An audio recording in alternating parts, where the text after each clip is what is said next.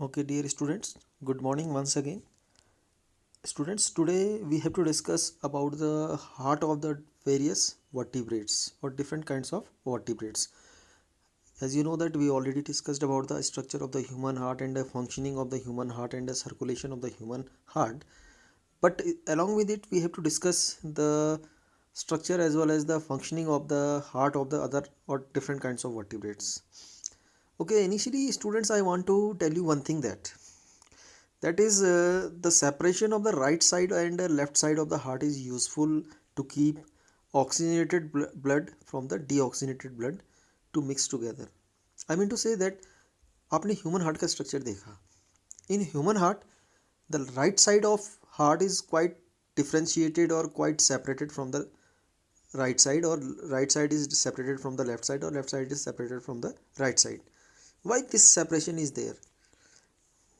ये सेपरेशन इसलिए है because it prevents the intermixing of the oxygenated blood from the deoxygenated blood, क्योंकि ये ऑक्सीजनेटेड ब्लड को डीऑक्सीजनेटेड ब्लड से मिक्स होने से रोकता है. Now the bigger question is that कि आखिर ऐसी ज़रूरत पड़ती क्यों है, कि why the oxygenated blood should not be mixed with the deoxygenated blood. Now I want to tell you something. ठीक है, अब जनरली आप बर्ड्स को देखेंगे या आप मैमल्स को देखेंगे, इनके हार्ट जो है 4 चैम्बर्ड हार्ट होते हैं, यानी कि इसमें क्वाइट डिफरेंशिएटेड सेपरेशन होता है लेफ़्ट साइड और राइट साइड में. ऐसा इसलिए होता है because they need more energy. ठीक है, they need more energy and I am telling that they are requiring more energy. But what is the reason for greater amount of energy requirement? ठीक है, the reason is that कि because they have to maintain their body temperature constant. इसके पीछे reason ये है कि इनको अपनी बॉडी के टेम्परेचर को रेगुलेट करके रखना पड़ता है, मेंटेन करके रखना पड़ता है, कांस्टेंट बना के रखना पड़ता है. ठीक है, और इसके लिए इन्हें ज़्यादा एनर्जी की रिक्वायरमेंट होती है. वहीं अदर जो ग्रुप ऑफ वर्टिब्रेट्स हैं, अगर आप पाइसिस को देख लें, अगर आप एम्फीबियंस को देख लें, अगर आप रेप्टाइल्स को देख लें, so they can change their body temperature according to the changing environment. ठीक है, यानी कि अपने बॉडी के टेम्परेचर को मेंटेन नहीं करके रखते हैं, इसको ये क्या करते हैं, लगातार चेंज करते रहते हैं जैसे एक्सटर्नली टेम्परेचर चलता है. तो इसके लिए इन्हें ज़्यादा एनर्जी की रिक्वायरमेंट नहीं होती है. So that's why they have not clear cut separation of the right and left side. ठीक है, और we can say that they are not preventing the mixing of oxygenated blood from the deoxygenated blood. ठीक है, so I am explaining this separation allow a high efficient supply of oxygen to the body, which is useful in animals having high energy needs such as birds and mammals. These animals use energy to maintain their body temperature. In animals like reptiles and amphibians, their body temperature depends on the temperature of the environment. So अगर आप देखेंगे Pisces के पास यानी fishes के पास only 2 chambered heart है, and some higher categories have like amphibians or like reptiles, they have 3 chambered heart. But you have one exception. Crocodile is a kind of reptile which have 4 chambered heart. ठीक है, rest of the reptiles have 3 chambered heart. ठीक है, अब इनके पास 2 auricle हैं, एक ventricle है, यानी कि वेंट्रिकल एक ही है तो जाहिर सी बात है कि इनका ऑक्सीजनेटेड और डीऑक्सीजनेटेड ब्लड मिक्स हो रहा होगा. Now what is, so how they are regulating or how they are maintaining their self while they are going to mix the oxygenated blood or deoxygenated blood. ठीक है, they have 3 chambered heart and tolerate some mixing of oxygenated and deoxygenated blood stream because they require less energy. ठीक है, सो अगर mix भी हो जा रहा तो लिटिल बिट ऑक्सीजन तो पहुंच ही रही होगी ना, तो उनका काम चलाने के लिए सफिशियंट है. If you will observe the heart of fish, it has only 2 chambered. यानी फिश के पास जो हार्ट है उसके पास केवल 2 चैम्बर होते हैं. ठीक है, तो once the heart collects the blood from the different body parts and then pumps it towards the lungs. तो इसका हार्ट कैसे काम करता है फिशेस का, एक बार तो हार्ट ने पूरे के पूरे बॉडी से ब्लड को कलेक्ट किया, देन उसके बाद पंप कर दिया ब्लड को. कहाँ भेजेगा, लंग्स तो इसके पास होते नहीं फिश के पास, कहाँ भेजेगा, गिल्स के पास भेजेगा. नाउ गिल्स में क्या होगा, जो ये ब्लड होगा ये ऑक्सीजनेटेड हो जाएगा, इट बिकम्स ऑक्सीजनेटेड देयर, और सीधे यहीं से फिर वो डिफरेंट बॉडी पार्ट्स के पास चले जाएगा. ह्यूमन बींग्स में क्या होता है, लौट के दोबारा हार्ट पे आता है ना, और हार्ट फिर दोबारा पंप करता है। बट यहाँ पे ऐसा नहीं होगा, यानी बॉडी से हार्ट ने कलेक्ट किया, देन इसको पंप किया गिल्स के पास, गिल्स में ये ऑक्सीजनेटेड हुआ और ऑक्सीजनेटेड होने के बाद डिफरेंट बॉडी पार्ट्स के पास चला गया। तो हमने देखा यहाँ पर हार्ट पे ब्लड ने कितने बार एंट्री करी, केवल एक बार। तो इसीलिए फिशेज में जो सर्कुलेशन होता है इसे सिंगल सर्कुलेशन बोलते हैं, while the circulation in the human being is called as double circulation. ठीक है, so what is the difference and between single and double circulation, I think this is also clear. ठीक है, okay, fish have only two chambered heart and the blood is pumped to the gills, is oxygenated and passes directly to the rest of the body.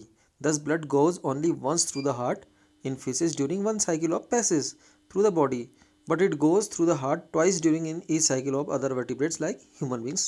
Double circulation. In case of the human, the circulation is double circulation. In case of fishes, it is only single circulation. So in this way we discussed about the structure and pumping of the blood in various vertebrates. Now along with it we have to discuss one more topic today, and this topic is blood pressure. Now it's a very common term, आपने कई बार सुना भी होगा, blood pressure मेरा इतना हो गया, मेरा इतना हो गया, मेरा इतना है। ठीक है, actually what is blood pressure? Blood pressure is a kind of force which is exerted by blood, ठीक है, against the wall of the vessel, यानी जिस वेसल के अंदर, जिस पाइपलाइन के अंदर ब्लड कैरी हो रहा है, ब्लड ट्रांसपोर्ट हो रहा है, उस पाइपलाइन की वॉल्स पे, यानी उस ब्लड वेसल की वॉल पे कितना प्रेशर एक्सर्ट कर रहा है, कितना फोर्स एक्सर्ट कर रहा है, this force is called as blood pressure. Simple सी बात है। अब आर्टरीज में जो होगा, ब्लड वॉल्स पे ज़्यादा फोर्स अप्लाई करेगा और वेंस पे कम फोर्स अप्लाई करेगा। तो सीधी सी बात है कि आर्टरीज में ब्लड प्रेशर क्या होगा, ज़्यादा होगा, और वेंस में ब्लड प्रेशर क्या होगा, कम होगा। Is it clear? So what is blood pressure? Blood pressure is the kind of force which is exerted by blood against the wall of blood vessels, and it is quite higher in case of arteries और lesser in case of veins. ठीक है, the pressure of blood inside the artery during contraction और ventricular systole is called systolic pressure, and the pressure of artery during relaxation और ventricular diastole is called diastolic pressure। Generally जो हम pressure measure करते हैं वो हम arteries के pressure को मेज़र करते हैं। ठीक है, अब देखिए हार्ट, आपका जो हार्ट है, आपने सुना होगा हार्ट लब डब लब डब लब डब लब डब साउंड करता है। ठीक है, यानी हार्ट एक बार कॉन्ट्रैक्ट होता है तो एक बार रिलैक्स होता है। जब हार्ट कॉन्ट्रैक्ट करता है, यानी हार्ट के जो वेंट्रिकल्स हैं जब वो कॉन्ट्रैक्ट करते हैं, तो कॉन्ट्रैक्ट करेंगे तो आर्टरीज में ब्लड को पंप करेंगे, तो उस टाइम पे जो कॉन्ट्रैक्शन के टाइम पे जो पंप का रेट होगा, पंपिंग का रेट होगा, it will be quite higher, and heart के कॉन्ट्रैक्शन को बोलते हैं सिस्टोल और हार्ट के रिलैक्सेशन को बोलते हैं डायस्टोल। तो सिस्टोलिक प्रेशर हमेशा क्या होगा, ज़्यादा होगा, और डायस्टोलिक प्रेशर हमेशा क्या होगा, कम होगा। Is it clear? So what is systolic pressure and what is diastolic pressure? When the ventricles of heart are contracting and at the time of the contraction the pressure exerted by the blood on the walls of the arteries is called systolic pressure. ठीक है, and once the heart is going to be relaxed, at the time of the relaxation of the ventricles of the heart, the pressure exerted by blood on the walls of the artery, it is called as diastolic pressure.